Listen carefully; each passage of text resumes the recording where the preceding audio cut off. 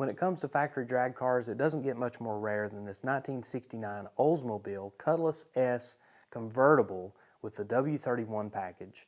And these things were rare to begin with, but the car we're talking about today is even more rare because it's one of only 5 Oldsmobiles put together by their special engineering department specifically to go drag racing in NHRA Stock Eliminator in 1969.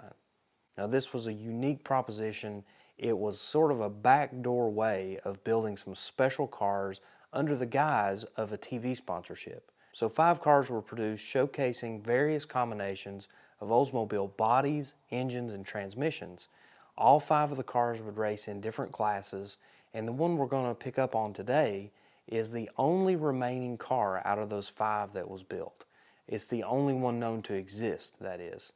And this one is a W-31 car, which makes this a little more unusual because it's already starting with a very rare platform. It's one of only 26 built, and then when you consider that it's one of the 5 Smothers Brothers cars, this is an unheard of, super rare, extremely valuable factory drag car. So before we get into the details of these 1969 cars, let's talk a little bit about the Smothers Brothers. Now this is 2 brothers, Tom and Dickie Smothers. These guys were a comedy duo in the 1960s. They had a TV show. It ran for a few years. They were pretty well-known guys, and Dickie was known in the car community because he liked racing. He liked going fast. He had a thing for road racing, but he also got involved in drag racing in 1968. And this was due to a partnership with Oldsmobile. And this really is what kicked off this 5-car team, but it started a little smaller than that in 1968 because Dickie had them build 2 cars. And oddly enough, his TV contract prohibited him from racing professionally, but he was able to go make exhibition passes at various races, including the 1968 U.S. Nationals. This picture shows some great hand lettering on the back of this early car. It says, "Created by Doc Watson, the action team, Dimmer Engineering." Now a little bit of insight here. Doc Watson was the creator of the Hurst Olds in 1968. And these pictures of the early car show many other sponsorships, including Schieffer Clutches, Edelbrock, Goodyear, Krager Wheels, Lakewood, Valvoline Oil, and others, which made this Smothers Brothers program a real powerhouse when it came to marketing these companies as well as Oldsmobile. I should also mention that the Smothers Brothers didn't just dabble in Oldsmobiles. They actually sponsored 2 dragsters. They sponsored Don Garlits, Big Daddy himself, as well as Dwight Salisbury in the Smothers Brothers Beach Boys Special. But the real focus for the Smothers Brothers, and specifically Dickie Smothers, was this Oldsmobile program. His 1968 Oldsmobiles had been rebodied into 1969s and then brand new cars for the 5-car team. The 2 Smothers Brothers Oldsmobiles ended up on the cover of Popular Hot Rodding magazine, as well as plenty of other media coverage throughout the end of 1968 into the 1969 season. Meanwhile, back in Detroit, a plan was brewing for a 5-car racing team, and this would be a hand-picked group of racers through a hand-picked group of dealerships all across the country in a way that they couldn't do officially because remember, General Motors pulled out of racing altogether in 1963, so therefore there were no official drag cars or factory drag cars that were built under any of the General Motors brands. So the fact that these Oldsmobile employees were able to pull off this deal, which was under the guise of a TV sponsorship, was miraculous. They were able to show off Oldsmobile's horsepower and use some celebrity horsepower to get the word out there. So the guys responsible for putting this program together was Jim Williams. He's a PR guy for Oldsmobile, and Dale Smith. He was the motorsports manager for Oldsmobile. So these guys put their heads together, put together this program, presented it to the Smothers Brothers, and they put this thing all together. It was a very elaborate program. They chose 5 specific dealerships, and they specially prepared 5 cars for NHRA Stock Eliminator competition. The 5 cars in the Smothers Brothers racing team are as follows. There was the Dewey Griffin Olds 442 out of Washington State. This was a W30 car with an automatic transmission. It was a convertible, and that put it into the F-Stock automatic category. Pete Coast handled the driving on this car. Then in California, there was Century Olds, and that was driven by Willard Wright, another convertible, this time a W-31 automatic car, and this one ran in the G Stock automatic class. Next is Chesrone Olds out of Ohio, with Ron Gary behind the wheel running in F Stock with his F85 W-31 combination with a 4-speed transmission. Then there was Lloyd Woodland, who represented Barajic Olds out of Massachusetts. He raced in the E Stock category with a 442 W-31 and a 4-speed combination. Last but not least, and the car we're going to be talking about specifically today, is the one sponsored by King Olds out of Florida. This car was driven by Jim Waibel. He was a well-known drag racer, but he was not necessarily an Oldsmobile guy. He had previously raced a 57 Chevy, and he actually continued to race that 57 Chevy while he campaigned this Oldsmobile. His car was a W-31 convertible, 4-speed, and that put him in the G Stock category. And let's touch on the W-31 package for just a second. It's an extremely rare package. Only 913 of them were produced in 1969, and the W-31 was a 350 cubic inch, 325 horsepower combination. They were kind of fudging those numbers so that the NHRA didn't catch on and put them in a different class. So the W-31 package was rated at 325 horsepower, but that rating came at only 5,400 RPMs. And these engines, because they had big valves, a big cam, a big quadrajet carburetor, these things revved to over 6,500 RPMs. You can see those oval-shaped inlets under the bumper that let fresh air directly into the engine. And with blueprinting and some other little tricks, these things could make well over 400 horsepower. And then once these 5 Smothers Brothers cars went through the special engineering department, they breathed even better because they had headers on them. These things had some special equipment that would keep them within the NHRA Stock Eliminator rules, but would also give them an advantage over a production model. They were all equipped similarly. They all had Krager wheels. They all had the same type tires. They all had the same paint job. They had the same font on the graphics on the side. You can see the comparisons between these 5 cars. And the idea behind this 5-car team was to debut them at the NHRA Winter Nationals in 1969. The issue with that was that the cars weren't even built until the 3rd week of December. So when you consider the holidays and the travel schedules and the delivery schedules of these cars, these things didn't end up in the hands of the racers until January. And just a few weeks later, the Winter Nationals was taking place in Pomona, California. So any of the guys who wanted to pull the motor out and do any kind of blueprinting or any special tricks, they had a very short window of opportunity to do that. 4 of the 5 Smothers Brothers cars were in attendance at the Winter Nationals, and Jimmy Waibel performed the best out of all of them.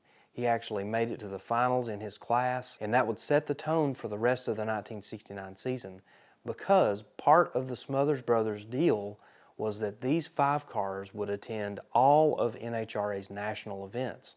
So that would include Dallas, that would include the U.S. Nationals, some really big races and some great exposure for these racers, for the dealerships, and of course for Oldsmobile. So after the 5 cars were complete, there was still enough budget left in this program to send all 5 racers plenty of replacement parts because they would need them. They were really leaning on these cars, and they were out there breaking records, they were out there winning races.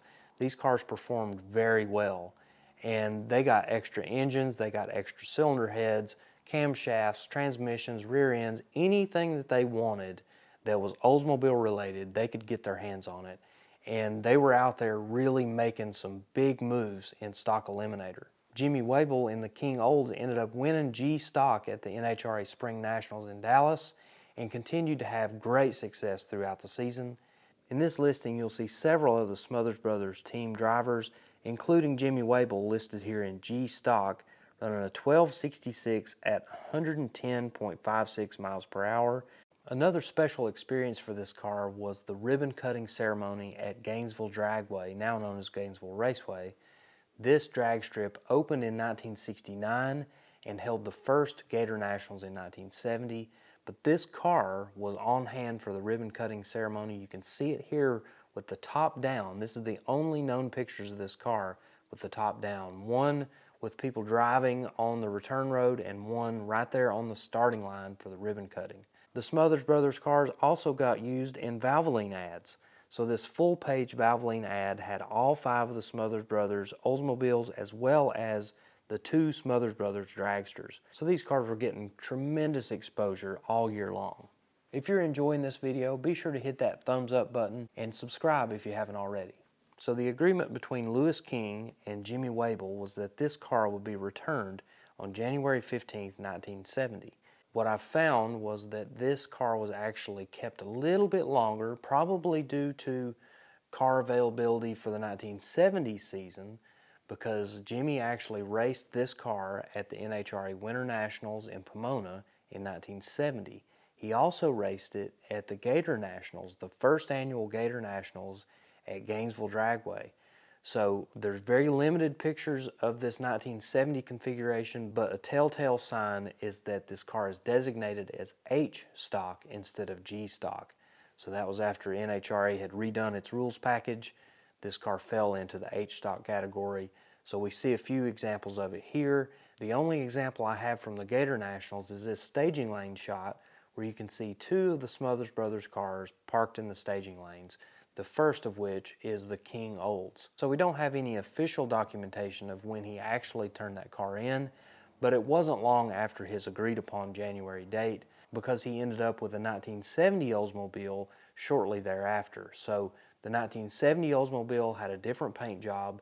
It did have the King Olds on the door, similar to that 1969 combination. And even though these pictures aren't the best quality, you can see on the back of the car it says Smothers Brothers Racing Team. So even though it wasn't quite as elaborate as that 1969 combination, it was still a sponsored vehicle and it still carried that Smothers Brothers name, although it did not carry it for the full 1970 season. And that's because the Smothers Brothers TV show got canceled, so the sponsorship also fizzled out, and the only one that carried it through 1971 was the car from Barajic Oldsmobile. So as the 1970 drag racing season carried on, a lot of these drag racers just turned those cars back into the dealerships, and in a lot of cases the dealerships may have just resold the car.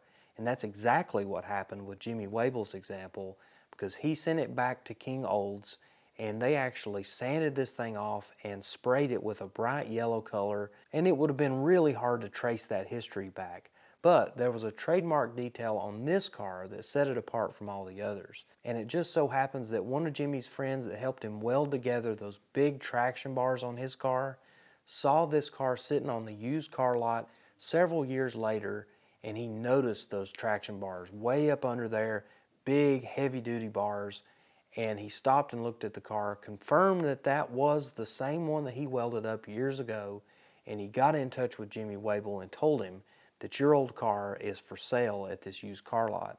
So Jimmy ended up buying the car and he stashed it away. Of course, it's yellow, it's just got street wheels on it, it's not a drag car anymore, but he always wanted to put it back to the way it was raced in 1969. Jimmy shared many stories of this car with his son Jeremy, who carried on that Waibel legacy, and he continued racing and continued winning, continued building engines and preparing lots of cars through the years. Jeremy's still out there doing it to this day, and there was always this hope that Jimmy and Jeremy could put their heads together and get this car back on the track someday, or at least get it back to its 1969 configuration. Like many personal projects, this one sat in the corner of the shop and collected dust for lots and lots of years. And there was always an assumption that Jimmy had been offered lots of money for this car, or people had been trying to buy it from him for years, but the reality was that he just hadn't found the right buyer yet. And that's where Jeff Kane comes into the picture. Now, he's not from Florida, he's not an Oldsmobile guy, he's just a drag racer that loves historic cars. And he was actually looking for a 57 Chevy fuel injection unit when he ran across Jeremy Waibel. And Jeremy let him know that his dad had a 57 fuel injection unit that he might sell, and that conversation carried along for a little while, and it led to Jeff getting on an airplane and just flying down to Florida and checking the place out. So while he's there, he sees the King Olds, and he doesn't know it, he doesn't recognize the car, he doesn't even realize that this is one of the 5 Smothers Brothers cars. It's just a bright yellow Oldsmobile convertible that's stuffed in the corner of the shop. But he asked about it, and the Waibels let him know that this was a significant car and it meant a lot to their family. So when asked if they wanted to sell this car, the response was only to the right person. And the conversation carried on, and actually Jimmy's wife Margaret asked Jeff, if we sold you this car, what would you do with it? And there's a couple different options here. You know, you could put this car back to a showroom ready 1969 W-31 convertible, which is one of 26 and very rare, very valuable car. Or you could put it back to the one of 5 Smothers Brothers cars. And his answer was that he would put it back into the 1969 race-ready configuration with King Olds on the door, Jimmy Waibel's name on the fender, and just like it was raced in the 1969 season. And that obviously triggered something with the Waibel family because they started talking. Jeff put an offer together for the King Olds plus that 57 fuel injection unit plus another intake and carburetor setup that he spotted, and they took the deal. They took his offer, and Jeff was able to get this highly significant, very rare, and very cool Oldsmobile, brought it home, and immediately started researching and gathering parts and getting an understanding of what it was going to take to put this car back to its original as-raced condition. And for that, he trusted Garner Customs and Restorations in Florida, and they did a tremendous job putting this car back together as it should have been. So everything on this thing is authentic and correct. And one of the most special moments that happened during this car's restoration was that Dickie Smothers came to Garner's shop to check this car out and verify it was one of his cars, and of course just reminisce over those good old days of drag racing. And he even wore his old Smothers Brothers racing team jacket and posed with the car just like he did back in 1969. So that was a really special part of this restoration, a really neat tie-in with the history of this car, and just some priceless pictures that go in a huge album of reference photos from back in the day. Jeff and his wife Brenda were able to debut the car at the 2021 McCacken Show in Chicago, and then they hauled it down to the Gatornationals in 2022, where this car was supposed to be on display and part of a special ceremony, but the event got completely washed out and they couldn't actually get it out and put it on display.